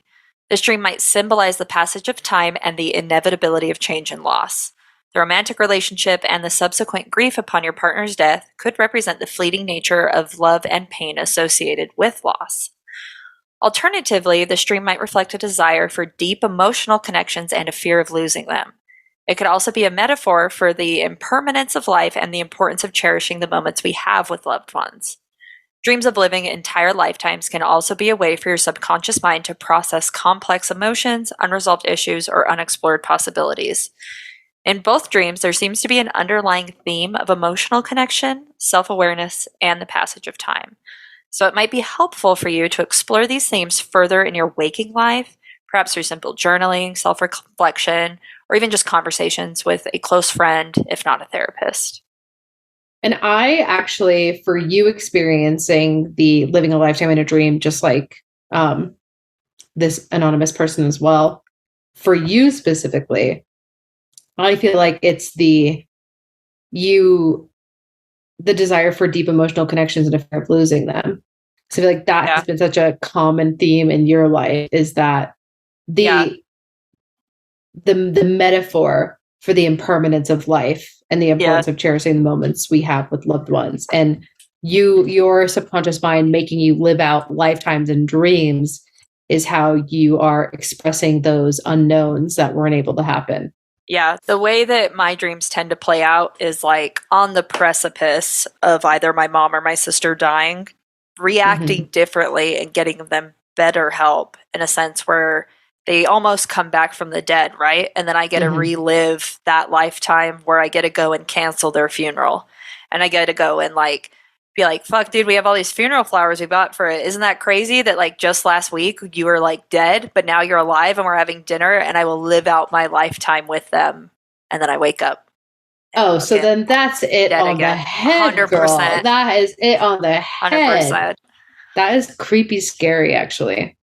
And I have them all the time. If I'm dreaming, I am dreaming something just miserable. And like the beginning of the dream will be like finding them in like the body horror of like Cocoon and like just seeing them like ripped apart by like maggots or you know, like I've had other fucked up dreams that I would care not to get into, but like just that shit. And then by the end of the dream, it's like, can you believe that we've come this far? And then I wake up. And that's what happens when you don't go to therapy and you just try to let your subconscious mind handle all of your shit. You know what I mean? Or now you have your dream diary. Tapping the dream diary. Now I'm writing it down. Fucking God. That's heavy, man. That's crazy that it's like, it just is so on point. Yeah. Also, shout out to this anonymous submission because I feel like it really unpacked a lot of things for us. Yeah. I would say like, this one hit me the hardest. So I'm super sorry you're going through that. It really sucks. But self-worth, man. I wish I could preach all day how important self-worth is, but obviously these are hitting really hard for a reason. Yeah. No, literally. Next one is from Stabby. Ooh, friend of the podcast. Okay, here goes. I'm a vivid dreamer. I often remember and write down my dreams or any iconography I can when I wake up. Reoccurring themes for me are apocalypse scenarios. Yup. Murder. Yup. Being watched and or watching. Falling/cycling scenarios. Rescues and blood. Just blood. Which, I like that. Simple to the point. Fun. Snippets. I watched a white frog with wings catch and eat a bug, and a large amount of blood began pouring out of its mouth, dripping. That's sick. That is cool, actually. This is all these snippets are reminding me of The Cell, which is Jennifer Lopez's best work. Which is one of the actual best movies in the entire world, not just Jennifer Lopez's best work, but Vince Vaughn, mama. So fucking good. One of the most... I was like, this is The Cell. And The Cell is about infiltrating a dream lucidly. Oh my god, The fucking Cell is fucking amazing. Everyone's homework is to watch The Cell. Please watch The Cell. It is one of the most beautiful, articulate, artistic, deep, twisted, beautiful movies I've ever seen in my fucking life. I would say, and you're going to agree with me, I know this, J-Lo's outfits in The Cell, in the dream sequences, are on par with the wardrobe of Padme Amidala. Queen Amidala.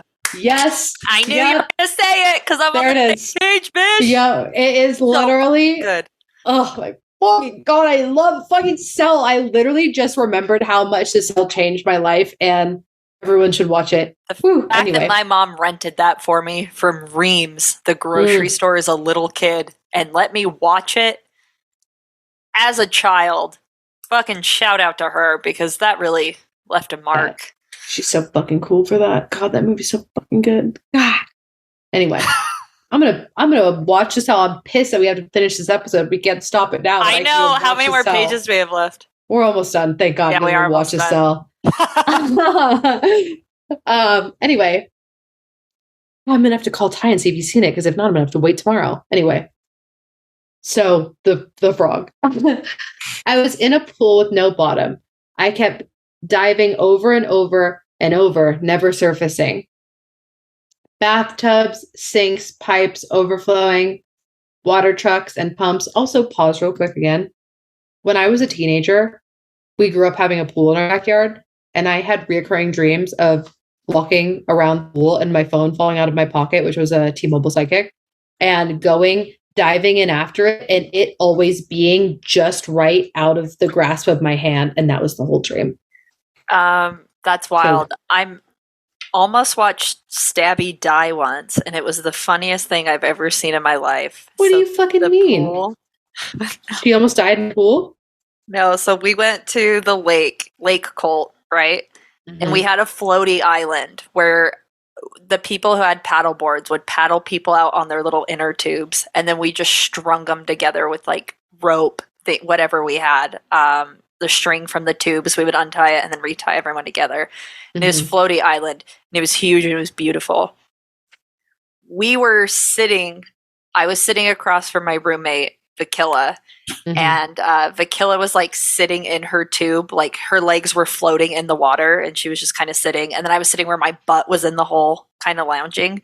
And at some point on the other side of floaty island, Stabby's like, I'm going to swim under the whole thing, and I'm going to pop up on the other side like a mermaid. Classic mistake. But what happened was she went down, got a little bit in, and tried to surface for air, but so dense and large was floaty island that she started panicking. Now, what happens is I'm looking at Vakilla, beautiful, voluptuous Vakilla, and I see her boob going like, rah, rah, rah, and all Stabby surfaces like the fucking Little Mermaid, whips her hair back and just goes, and Vakilla's boob is just up into her neck. And Stabby and the killer are both just like arms flat in this tube. And Stabby's like, "Wah!" And water is coming out. And we are just hysterically laughing. And my God, she was like those people who try to swim under the ice and can't find their way back. But it was during the Game of Thrones part where they like did the drowned god. So later that day, one of our friends posted the drowned god thing on her Facebook, and we were just fucking losing it. And every time I think of just, it's like when the T-Rex comes in Jurassic Park and the cups, the water in the cup starts vibrating, but it was just the killer's boob rising a little bit until and it was just Stabby's head bobbing up, realizing it wasn't a solid surface, and just bing through the tube, and Vakilla being like, ah! And both of them just, and Stabby like actively regurgitating water. But like, it was funny. Yeah, so that's probably where this comes from. I hope so. So, bathtub sinks, pipes overflowing, water trucks, and pumps. Bombs falling onto pavement, fireworks, explosions, safes to hide guns, and drugs. Drug smuggling at a hotel. Oh my, this took a turn from the fucking frog. I know, I want the princess frog. Assassination clip reel. Mind control and human studies, think experimenting on people. Arrested at a protest, evaded arrest from a car accident, ants climbing my walls, beetles covering my body. This is drugs, mama. Yeah, that's a really shitty haiku. That is fucking crazy. Those were snippets of dreams. Just snippets, I don't think it was all it was one not. Dream. God, I got it now. It was just her attempt at like Midwestern woman rapping. Do you want to read the full dream so I don't cough into oblivion? Yeah, let me just cough on mute real quick. So here's a full dream. So recurring dreams where every time I fell asleep, an alien species or monster took over my body and the bodies of two other people. We did its bidding, killing everyone on its behalf. It was ability to time travel, set death traps in the future or past. And our reflections in the mirror would be wobbling, indicating that they were inside of us. And we could feel them coming each time, but we were helpless. I only had one skeleton and skull, but I could feel two. And a virus was taking over the town I was in, turning people into human-animal hybrid beasts that would murder people with various methods, like explosions, talons, etc. And we began to murder the hybrids en masse with the help of a mad scientist. And I almost killed a woman in a fancy bathroom. She dug her nails into my arms, and I flipped her over onto her neck, and it almost snapped in half. Someone was in the bathroom watching our interaction from a distance, observing me almost kill this woman. She lived, and I gave her water as she waited for the ambulance. And I am almost outside of myself, watching me hide in the woods. I then toggle back and forth from this inside-outside view, almost like I have a joystick in a first-person shooter game, and I am fucking with the camera angles. I am in the woods surrounded by police, investigators, and caution tape, and I am hiding from tree to tree. My hands and clothes are covered in blood, and I just murdered someone, and I'm actively at the crime scene. I woke up from the stream sick to my stomach, feeling as though I had actually killed someone and the guilt was real, and it didn't go away from weeks. You want to know what's so funny is that, and not funny because it's probably horrible for them. Also, sorry if there's noise. My heater just kicked on. It's 2 degrees in my apartment, so I'm leaving it. Sorry. Anyway, Ty has also had dreams where he's killed someone and like buried them and then like has immense regret and guilt and remorse the next day. That's wild. I've had dreams where I've killed someone, but I'm not guilty. I'm like, same. I wake up fucking empowered. I wake up and I'm like, you did it again, girl. Yeah. I'm like, it's like that scene in Rocky Horror Picture Show where the guy like pulls his leg out from the wheelchair bracelet and it's just like a pleaser and like fishnets. That's me. Yeah. Leg out of bed. Like, yeah. He had it coming. And then I go into full Chicago. You just go into a musical. Yeah, I am self-actualized after I kill in my dreams. I do not know what guilt for killing someone in a dream is like. Yeah, I wouldn't know. So, anyway, here's another one where outside it was the apocalypse. I rationed some of my dog's food and rescued a neighborhood dog. The dog was running on the snow and kept falling in. She was tied up in a yard, and the house was ransacked, but she was left to die, and I carried her to my home. And I was grocery shopping, and all the items in my cart were mixed with the cart in front of mine. And the woman was someone I knew, but I could not place her, name her, or interact with her. And I was frozen as we stared at each other. My sister and I were refugees making our way out of Poland. These are really all over the place. We were hunted at night as we traveled by people in jeeps. We were traveling with a large group and were cut off from the pack by one of these jeeps. We slid down a hill to the forest floor and landed under some covering. We came to and heard the sounds of a baby crying in the distance. And my first thought was the baby would give us away. That's a good thought. Yeah. My sister went to the sound and found the baby being protected by a number of animals. We left this location and went to a farm, stocked up on supplies and kept moving, shoving medicines and socks, protein bars in every pocket, and filling water bottles. We didn't know how long we would be moving. And the next morning, we were targeted on the news, and pictures of us went up for bounties. We sprinted to rescue my mom, and then I woke up.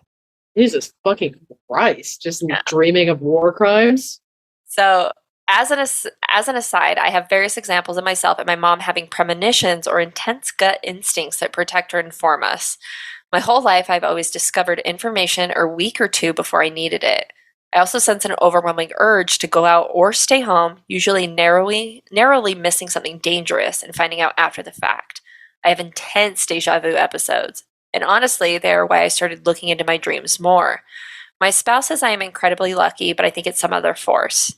Lastly, I got my palms read with Chelsea, that's me, in Ogden in 2023, and they found a symbol on my palm that suggests I come from a long line of energy readers. Which is very true. There's certain things on your palm that they look for that indicate like past life shit. And I had she had the energy reader, and then I had the star, which indicates witchcraft in my blood. And they are rare, and we felt like fucking queens that day. We walked out of there one hip at a time, just jizzy jazzing all around. It was really fun.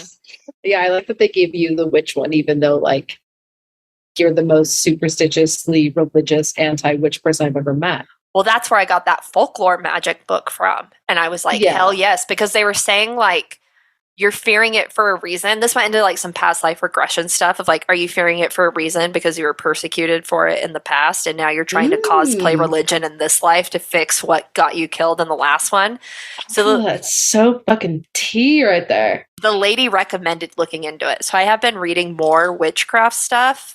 And it's been She's fun. Unlocking, girl. She's unlocking, sister. But the thing with like Appalachian folk magic, and we've talked about it before, is it implements elements from the Bible, and it makes it like way easier for me to digest. Because there's some shit where it's like gnarly. Like you fucked up my brother-in-law.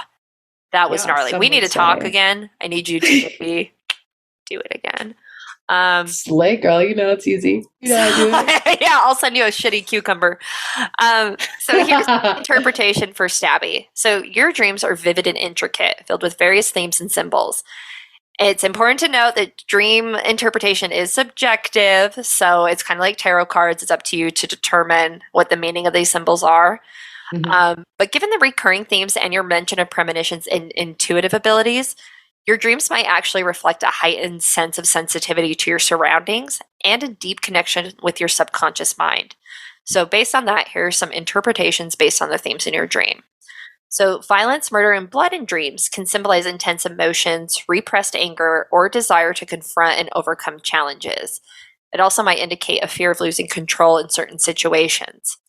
Apocalypse scenarios often reflect feelings of fear, anxiety, or uncertainty about the future.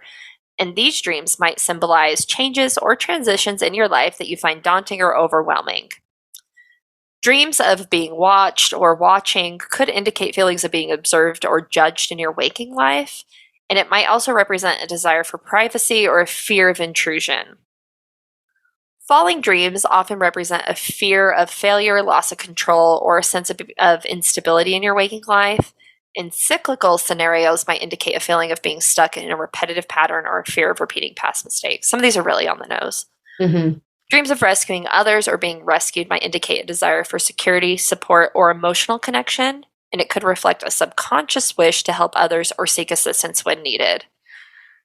Dreams of like alien takeover, hybrid beast, and murder might represent inner conflicts, fears, or anxieties that you're processing. The presence of aliens and monsters might symbolize external threats or unfamiliar aspects of yourself that you're struggling to understand or accept. And your experiences with premonitions or gut instincts might be connected to your dreams, like your heightened sensitivity and intuition could be influencing the themes and symbols in your dreams, making them more intense and meaningful for you. So given the depth and complexity of your dreams, I recommend keeping a dream journal.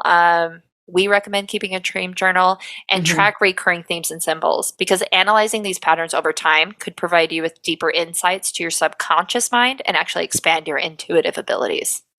Yeah, and it would be so cool to just look back and read them. Okay. Dude, read them and track them to shit that happened in your life. That's the ultimate goal, I think. Yeah. Last one is another anonymous submission.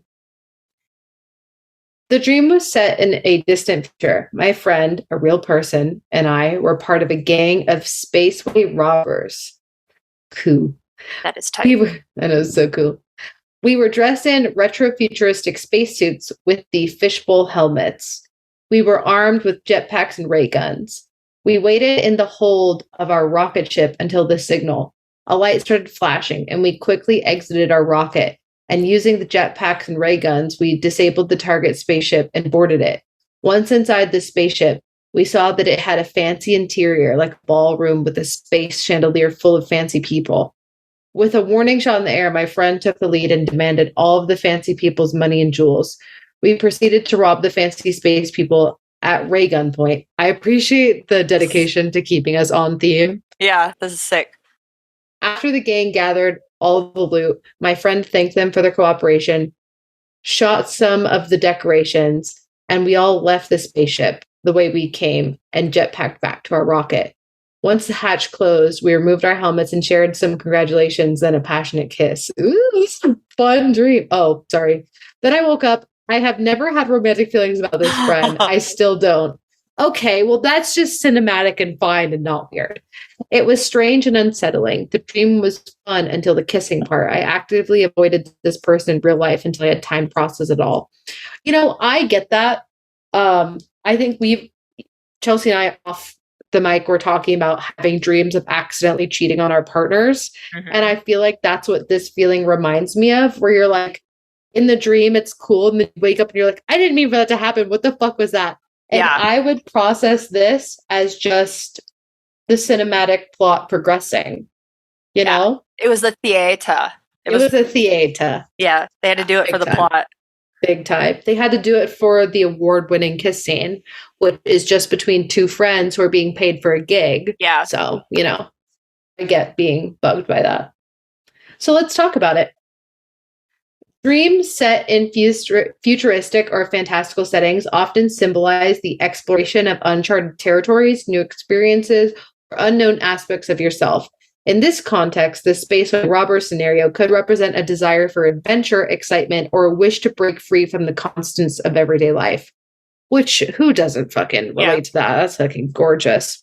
The retrofuturistic spacesuits and jetpacks might symbolize a blend of past and future, suggesting, you know what, that is actually so tea, because the fact that they specified retrofuturistic, like not just like, oh, a retro version of what they thought spacesuits would look like, or oh, something conceptualized in sci-fi, like the mix of the two. That is very, very specific.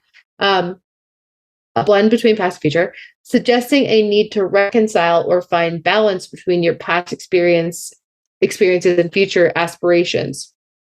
Jetpacks in particular can represent a desire for freedom and the ability to rise above challenges.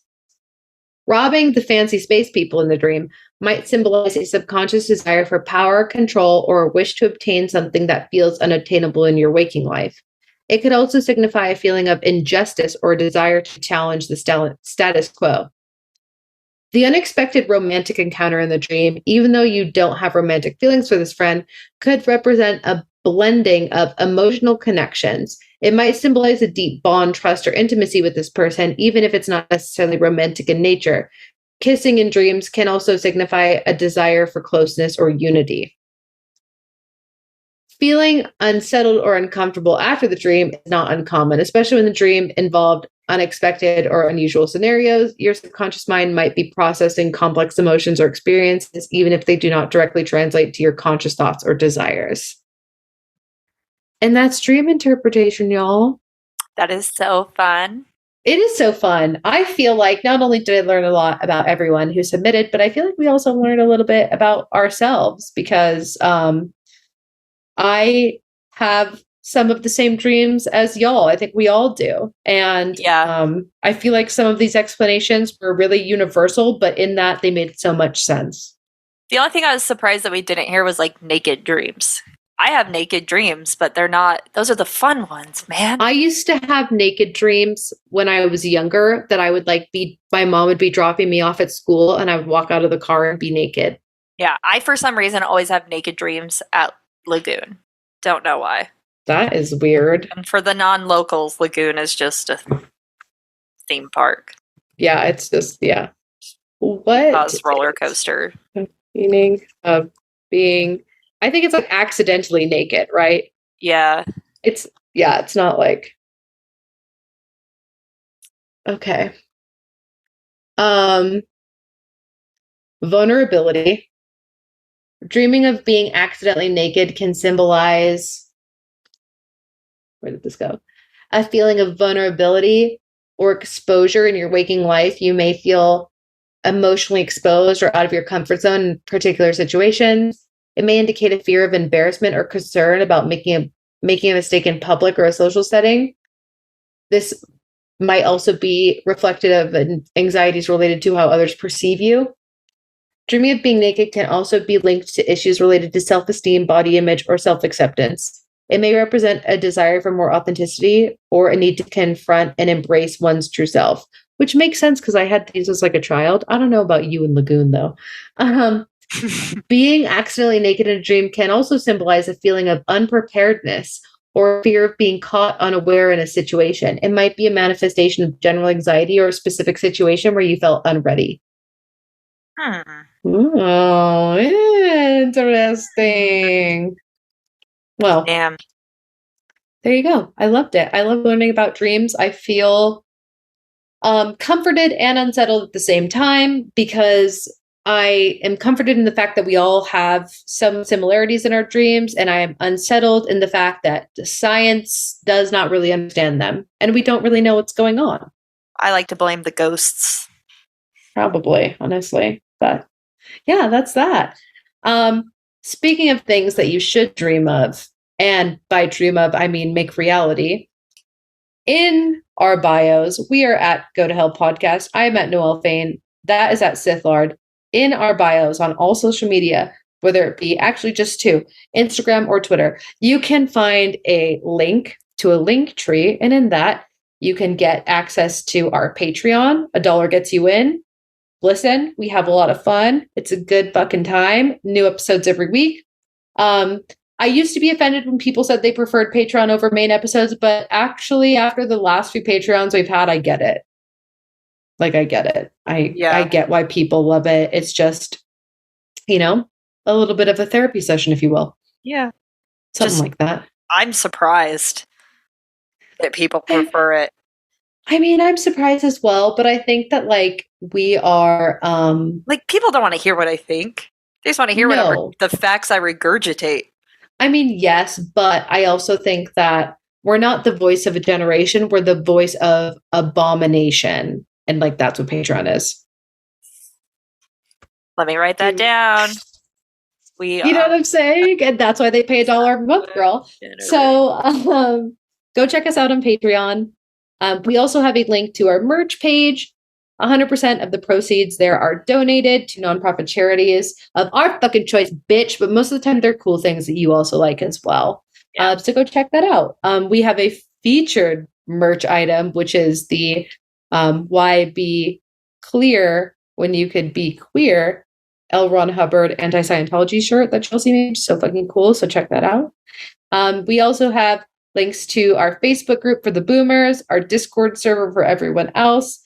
And I don't know why you'd need it, but links to listen to us, which is everywhere podcasts are heard. Oh, I forgot the most important person. And Kelly Halloran. Congrats on your recent wedding, love. Congrats on your wedding. We're always watching. I'm always watching you. You look so gorgeous. And everyone, please go support Kelly because she just got married and that sounds expensive, mama. Kelly Halloran or at Wild Wood Owl on Etsy. She makes cool shit for us and she makes cool shit in general. And go buy a sticker for her and say in the comment, congrats on your wedding. You look so fucking good. Do it. And she has free shipping at her shop, which is honestly so dope. So cool. So yeah, that's officially it. And officially, I would like to say, and I would like to say this as not just me saying this to you right now and everyone listening, but also to me, the past me as a child who kept having the reoccurring dreams, which were clearly my poor soft brain interpretation of what the devil was and being in hell, because I did the ultimate, which was embrace it, let it become a part of me. And for that, I will say, hail Satan. I'm going to say hail NyQuil. Thanks for getting me through it, man. Thanks for knocking me out every night. I can't wait for Noelle to ruin that for me because now I can't take Benadryl anymore. She says it will give me Alzheimer's, so I'm clinging to that sweet, delicious scissor. You know what I mean? It's probably got the same shit. I would actually like to unhail melatonin because melatonin is like that listener's ADHD medication. It makes me have horrific, violent, gory, terrible Cenobite dreams, which is very not slay. So fuck melatonin, and it doesn't even make me sleep better. It just makes me trip the fuck out. So, okay, that's officially it. All right, bye. Bye.